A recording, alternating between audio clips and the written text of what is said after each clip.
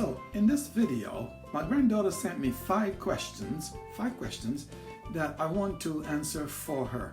And hopefully the answers to these questions will help you answer perhaps some of your questions. So here we go with her 5 questions. Hi Papa, it's Lauren, your granddaughter who loves you very much. I had a few questions about your experience moving back to Barbados after living in America for so many years, and then also similarly whenever you came back to America from living in Barbados.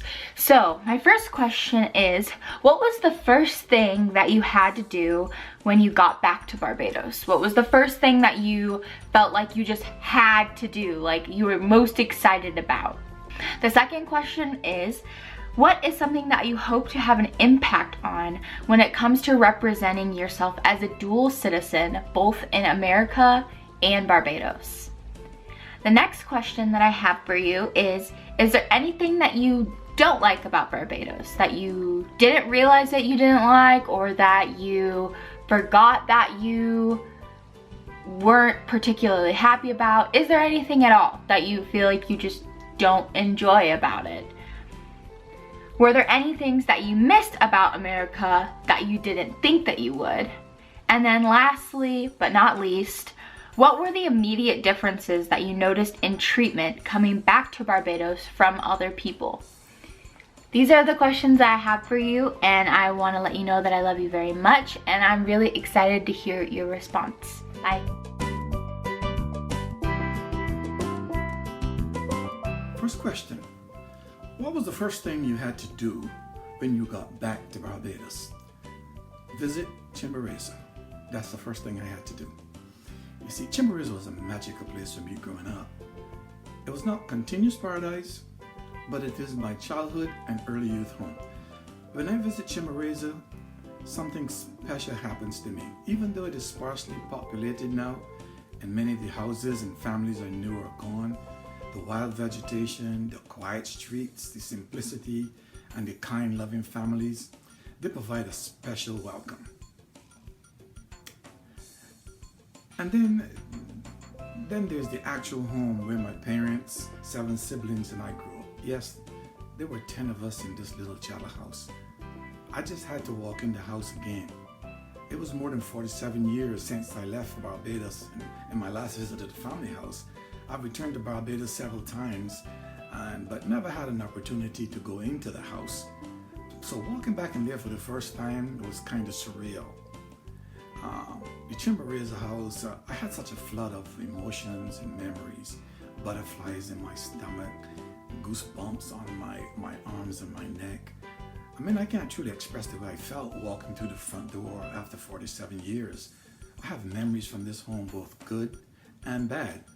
But I'm grateful to my sister who turned it over to me. And I'm in the process of renovations. And I plan to live in the village again in that little old house. Guess we shall see if it was a good decision.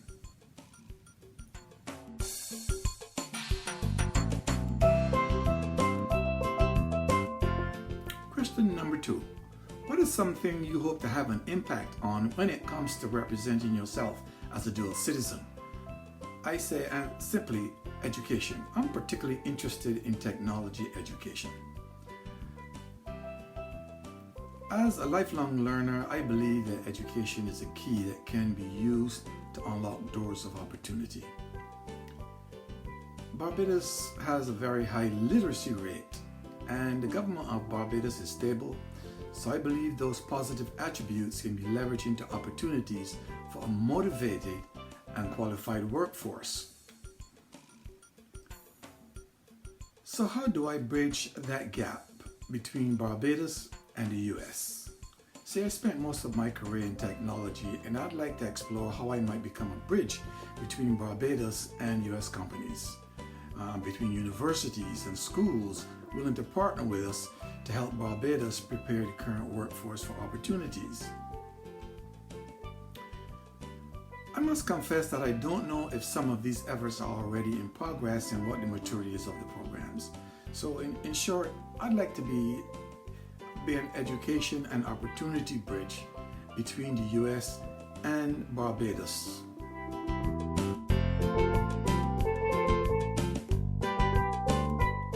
Okay, question number 3. Is there anything you don't like about Barbados? And the answer is simply yes. But I'm quite biased when it comes to Barbados. There's very little I don't like about Barbados. However, the first thing that stands out to me is that there's no consistent running water in Chimborazo. Let me be frank here. I'm in my late 60s and I'm remembering as a child hauling buckets of water on our heads from the standpipe next to Grand's house. You know, it truly saddens me when I go to the village to see the villagers still toting water, washing clothes in buckets, bathing from buckets, and trying to keep sanitary conditions without running water. You know, I feel that 70 plus years to solve the problem is a bit long. However, I don't know the potential solutions and I don't know the cost and motivation for a permanent fix. For the record, Chimborazo is not the only place suffering from a lack of water. There are many other places in very nice homes, so it's just not the poor folks suffering. I'm just saying.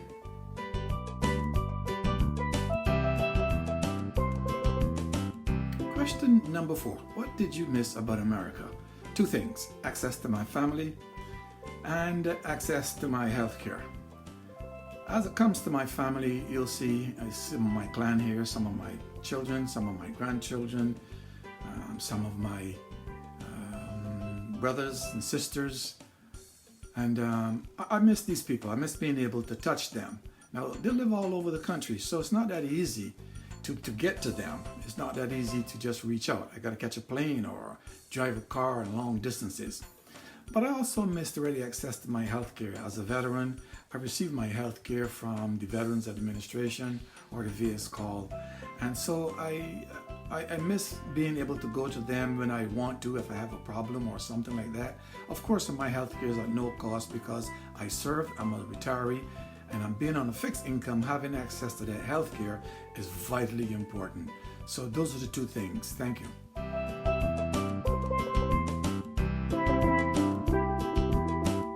Okay, question number 5. What differences did you notice in your treatment received from other Bajans?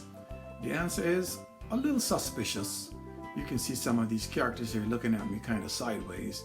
And one even has a dog to protect himself from me. Well, not really, that's my landlord. Anyway, but so far I've only interacted with a few people, and on a personal level, Bajans are polite for the most part, and they have treated me well. So I really don't have a whole lot of complaints about much. I know that I speak with an accent, and you know, some people, they say, okay, well, you went abroad, you went away, you know, and I don't know if there's certain expectations, and I can't hide the way I speak. But I try to blend in and not try to stand out too much. But after being gone for 47 years, you know, you are different. People are different, and people are going to respond to you differently. So I think overall the experience has been good so far.